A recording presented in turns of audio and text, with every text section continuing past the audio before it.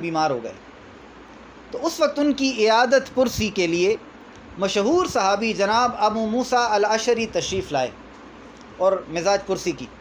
اس وقت جناب علی المرتضیٰ کرم اللہ وجہ الکریم مجلس میں موجود تھے، تو انہوں نے حضرت ابو موسیٰ اشعری کو خطاب کرتے ہوئے فرمایا کہ آپ ملاقات کے لیے تشریف لائے ہیں یا حسن کی عیادت کے لیے؟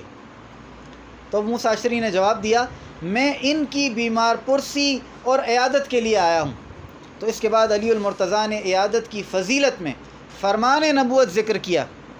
فرمایا جناب نبی اقدس صلی اللہ علیہ وآلہ وسلم نے ارشاد فرمایا کہ جو شخص کسی مریض کی صبح کے وقت عیادت کرتا ہے تو بے شمار فرشتے اس کے حق میں شام تک مغفرت طلب کرتے ہیں اور اس کو حصول جنت کا مژدہ سناتے ہیں۔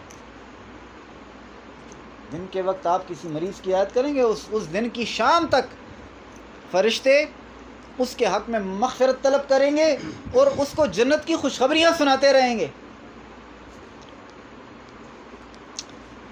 اس روایت کو مسند امام احمد ابن حنبل میں لے کر آئے ہیں، جلد نمبر 1 صفحہ 121، اور اس کو مسند علی کرم اللہ الکریم میں ذکر کیا ہے۔ یہ جو مسند ہوتی ہے